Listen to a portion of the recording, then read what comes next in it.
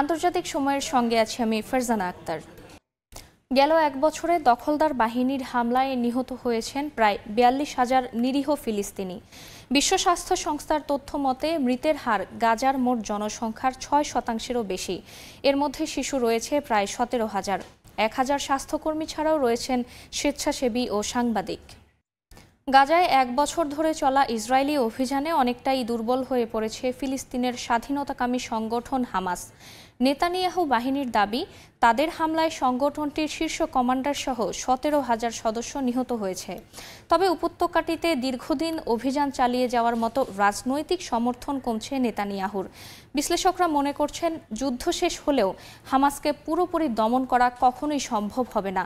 মধ্যপ্রাচ্যের অন্য দেশের সশস্ত্র গোষ্ঠীগুলোর মতো নিজেদের সংগঠিত করে হামাস আবারও গাজার পুরো নিয়ন্ত্রণ নিতে পারে বলে মনে করছেন অনেকে। গাজা যুদ্ধের কারণে গেল এক বছরে মধ্যপ্রাচ্যের আন্তর্জাতিক নীতি, সামাজিক অবস্থান, নিরাপত্তা ব্যবস্থায় বিরাট পরিবর্তন এসেছে বলে মনে করেন বিশেষজ্ঞরা। ইসরায়েলের বর্বরতায় যুক্তরাষ্ট্রের সায় দেয়া থেকে শুরু করে গাজার পাশে দাঁড়ানোয় তেহরানের সঙ্গে তেল আবিবের বৈরিতা চরমে পৌঁছেছে। ইসরায়েলি আগ্রাসনের বিরুদ্ধে আরব বিশ্বের নিশ্চুপ অবস্থানে আরব দেশের ভ্রাতৃত্ব নিয়ে প্রশ্ন উঠেছে। গাজা দখলের আড়ালে ইসরায়েল যুক্তরাষ্ট্রের সঙ্গে ইরানের যুদ্ধের আভাস পাওয়া যাচ্ছে বলে মনে করছেন আন্তর্জাতিক সম্পর্ক বিশ্লেষকরা। ইসরায়েলি আগ্রাসনের পক্ষে সাফাই গিয়েছে যুক্তরাষ্ট্রসহ পশ্চিমা দেশগুলো। আবার আগ্রাসন রুখতে ফিলিস্তিনের পাশে দাঁড়িয়েছে ইরান সহ বেশ কয়েকটি দেশ। গাজার বর্বরতায় তেল আবিবের পাশে ওয়াশিংটন। ইসরায়েলের প্রধানমন্ত্রী বিনিয়ামিন নেতানিয়াহুকে পশ্চিমাদের হাতের পুতুল বলে আখ্যা দেন কেউ কেউ। দুই দেশের সম্পর্ক বর্তমানে সবচেয়ে সুবিধাজনক অবস্থানে আছে বলে মনে করেন বিশেষজ্ঞরা।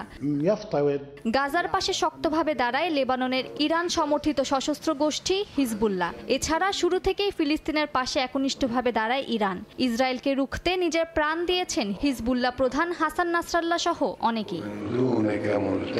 গাজায় যুদ্ধবিরতির আহ্বান জানালেও সম্পর্ক ছিন্ন করেনি দেশগুলো। বরং আরব বিশ্বের প্রতিনিধিত্বকারী দেশ সৌদি আরবের সঙ্গে ইসরায়েলের সম্পর্ক নতুন সূচনার দ্বারপ্রান্তে বলেও ধারণা করা হচ্ছে। কারণ ২০২০ সালে যুক্তরাষ্ট্রের মধ্যস্থতায় ইসরায়েলের সঙ্গে সংযুক্ত আরব আমিরাত সহ কয়েকটি আরব দেশের আব্রাহাম চুক্তি নামের একটি চুক্তি সই হয়। সৌদি আরব এই চুক্তিতে যোগ দেবে বলে ধারণা করা হচ্ছে।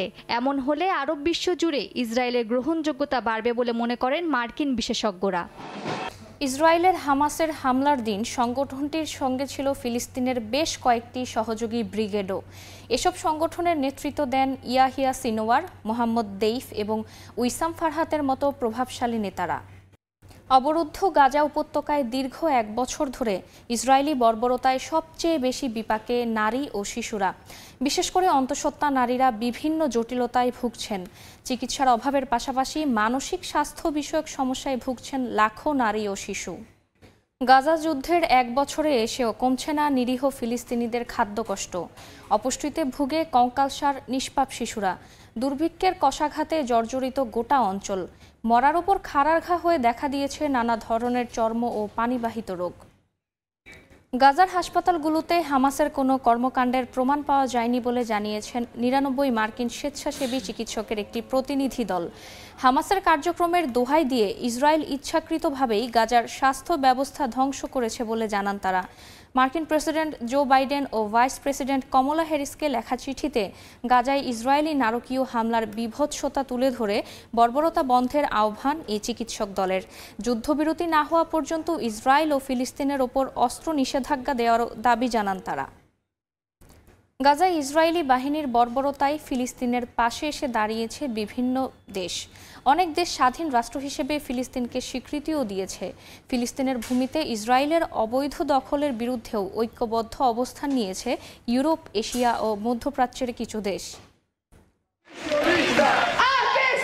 গাজা যুদ্ধকে কেন্দ্র করে গেল এক বছরে বিশ্বজুড়ে ফিলিস্তিনের সমর্থন বৃদ্ধি পেয়েছে। নিরীহ ফিলিস্তিনিদের উপর ইসরায়েলের নির্বিচার গণহত্যা দেখে অনেক দেশ গাজার পাশে দাঁড়িয়েছে।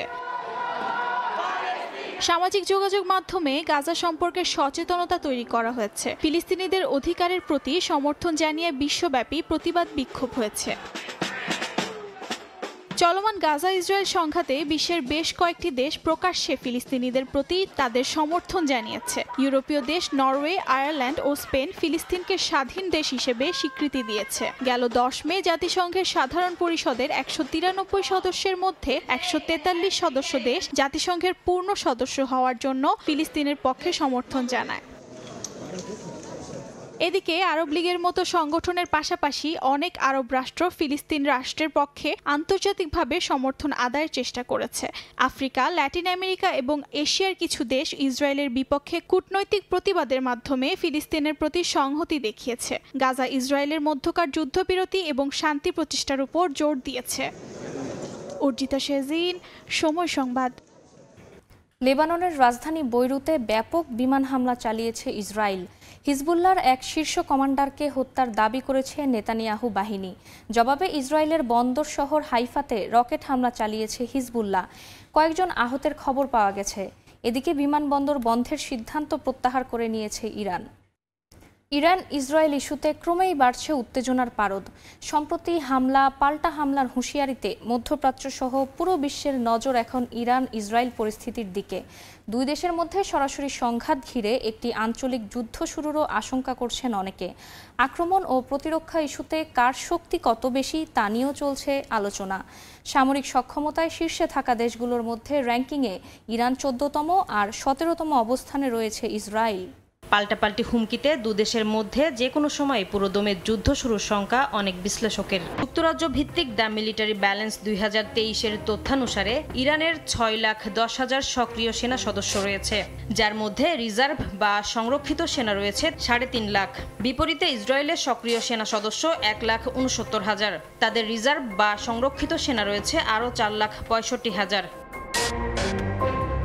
সামরিক খাতেও ব্যয় বাড়িয়েছে দুই দেশ। স্টকহোম ইন্টারন্যাশনাল পিস রিসার্চ ইনস্টিটিউটের তথ্য মতে ইরান 2023 সালে সামরিক খাতে $1,003 কোটি ব্যয় করেছে, যা 2022 সালের তুলনায় 0.6% বেশি। অন্যদিকে গাজা যুদ্ধের কারণে 2022 সালের তুলনায় 2023 সালে ইসরায়েলের ব্যয় 24% বেড়ে $2,750 কোটি দাঁড়িয়েছে। মিলিটারি ব্যালেন্স 2023-এর তথ্যানুযায়ী স্থল অভিযানের জন্য ইরানের আছে 10,513টির বেশি যুদ্ধ ট্যাঙ্ক, আর ইসরায়েলের আছে প্রায় 400টি। ইরানের বিমান বাহিনীর যুদ্ধ বিমান রয়েছে 312টি। ইরানের ইসলামী বিপ্লবী গার্ড বাহিনী IRGCর ভান্ডারে আছে আরও 23টি। বিপরীতে ইসরায়েলের আছে 345টি যুদ্ধ বিমান। নৌশক্তিতে ইসরায়েলের চেয়ে অনেক এগিয়ে ইরান। মিলিটারি ব্যালেন্স 2023 অনুযায়ী ইরানের 17টি কৌশলগত সাবমেরিন, 68টি টহল এবং যুদ্ধ বিমানবাহী রণতরী রয়েছে, আর ইসরায়েলের রয়েছে 5টি সাবমেরিন। এছাড়াও তাদের রয়েছে 49টি টহল এবং যুদ্ধ বিমানবাহী রণতরী। The centre for strategic and international studies এর দেয়া তথ্যানুযায়ী ইরানের অস্ত্রাগারে 12 ধরনের এবং ইসরায়েলের 4 ধরনের ব্যালিস্টিক ক্ষেপণাস্ত্র মজুত রয়েছে। নারী চিকিৎসক খুনের ঘটনায় অভিযুক্তদের বিচার সহ 10 দফা দাবিতে ফের কলকাতার রাজপথ উত্তপ্ত হয়ে উঠেছে। শহরের প্রাণকেন্দ্র ধর্মতলায় জুনিয়র চিকিৎসকরা অনশন শুরু করেছেন। এই প্রতিবাদে সামিল হচ্ছেন সিনিয়র চিকিৎসকরাও। পূজার আবহে এমন আন্দোলন মমতা প্রশাসনকে বেশ অস্বস্তিতে ফেলছে। বিস্তারিত জানাচ্ছেন সুব্রত আচার্য, ছবি তুলেছেন বিশ্বজিৎ দাস। দুর্গাপূজার আবহে কলকাতায় আবারও চিকিৎসকদের আন্দোলন শুরু হয়েছে। এবার শহরের প্রাণকেন্দ্র ধর্মতলায় নতুন করে অনশনে বসেছেন জুনিয়র চিকিৎসকরা। শনিবার শুরু হওয়া এই আন্দোলনে রোববার শরিক হন সিনিয়র চিকিৎসকরাও। সিসিটিভির কথা বলছে নিরাপত্তার জন্য। একজন ডাক্তার তার কর্মক্ষেত্রে যদি নিরাপদ বোধ না করেন তাহলে সে খোলা মনে চিকিৎসা করতে পারবেন না। একটা দাবি হচ্ছে জাস্টিস ফর অভয়া, অভয়া বিচার পাক, আর দ্বিতীয় হচ্ছে যেন অন্য অভয়া যেন না হয়। কলকাতার পুলিশ কমিশনার সহ রাজ্যের স্বাস্থ্য দপ্তরের বেশ কয়েকজন শীর্ষস্থানীয় কর্মকর্তাকে সরিয়ে দেওয়ার পর আন্দোলনরত চিকিৎসকেরা কাজে ফিরেছিলেন। তবে সেই কাজে ফেরার সময় তারা 10 দফা শর্ত দেয় রাজ্য সরকারকে। চিকিৎসকদের অভিযোগ সরকার কোনো শর্তই মানেনি। 9 আগস্ট কলকাতার আরজিকর হাসপাতালে রাতের ডিউটির সময় একজন নারী চিকিৎসককে নির্যাতন ও পরে খুন করার অভিযোগ ওঠে। পরদিন থেকেই এই ঘটনায় গর্জে ওঠেন সহকর্মীরা। প্রতিবাদে পা মেলান দেশের সাধারণ নাগরিকরা। আর মাত্র কদিন পরই শুরু বাঙালি হিন্দুদের সবচেয়ে বড় ধর্মীয় উৎসব দুর্গাপূজা। আর এর মাঝে এমন আন্দোলন নিয়ে বেশ বেকায়দায় পড়েছেন রাজ্যের মুখ্যমন্ত্রী মমতা বন্দ্যোপাধ্যায়। সুব্রত আচার্য, সময় সংবাদ, ভারত।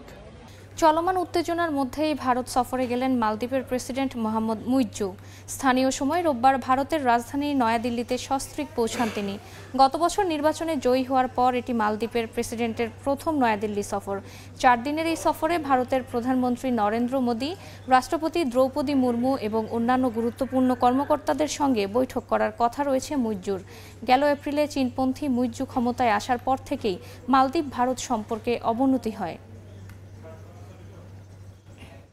সুইডেনে বাংলাদেশ ডেমোক্রেটিক ফরেনিংয়ের উদ্যোগে বাউল উৎসবের আয়োজন করা হয়। এতে স্থানীয় এবং বাংলাদেশি শিল্পীরা গান পরিবেশন করেন। বাউল উৎসবের পাশাপাশি ছিল মেলার আয়োজন। সুইডেন থেকে আরও জানাচ্ছেন শফিউল আলম। শনিবার স্থানীয় সময় বিকেল 5টায় সুইডেনের রাজধানী স্টকহোমের হালুন্দা পলখুসুতে বাউল উৎসব আয়োজিত হয়। স্থানীয় এবং বাংলাদেশি শিল্পীদের নিয়ে বাউল উৎসবে মেতে ওঠেন প্রবাসী বাংলাদেশিরা। ঢোল, তবলা, একতারা সহ বাংলাদেশি বিভিন্ন বাদ্যযন্ত্র নিয়ে গান পরিবেশন করেন শিল্পীরা। তাদের গানের তালে তালে উৎসব আরো মুখর হয়ে ওঠে। সুরের মূর্ছনায় পুরো সময়টা আগত প্রবাসী বাংলাদেশিদের মাতিয়ে রাখেন শিল্পীরা। খুবই ভালো সময় কাটালাম। সুইডেনে মনে থাকবে অবশ্যই। এখানে বাঙালি ভাই বোনেরা অনেক সময় আমাদেরকে দিয়েছেন এবং সুন্দর সুন্দর প্রোগ্রাম আমরা করতে পেরেছি। কেমন ভালো লাগছে সেটা বলে শেষ করা যাবে না। মানে এত সুন্দর একটা দেশ, এত ভালো লাগলো, এত সুন্দর দেখতে, যেদিকে তাকাই চোখ মন জুড়ে যায়। শনিবার সরকারি ছুটির দিন থাকায় উৎসবে দেশীয় সাজসজ্জায় উপস্থিত হন দেশটিতে বসবাসরত বিপুল সংখ্যক প্রবাসী বাংলাদেশি। বাউল উৎসবের পাশাপাশি ছিল মেলার আয়োজন। বাংলাদেশি উদ্যোক্তারা দেশীয় নানান পণ্যের পসরা সাজিয়ে বসেন। বাংলাদেশ থেকে শিল্পীরা আসছে, অনেক ভালো করে গান গাচ্ছে এবং অনেক সুন্দর হয়েছে। আমাদের মেলাটা অনেক সুন্দর হয়েছে। বিদেশের মাটিতে এমন বাউল উৎসবের অংশ নিতে পেরে উচ্ছ্বসিত প্রবাসী বাংলাদেশিরা। আয়োজকরা জানান, সুইডেনে বসবাসরত প্রবাসী বাংলাদেশিদের বিনোদন আর দেশের সংস্কৃতি বিদেশের মাটিতে তুলে ধরতেই তাদের এমন আয়োজন। শফিউল আলম, সময় সংবাদ, সুইডেন।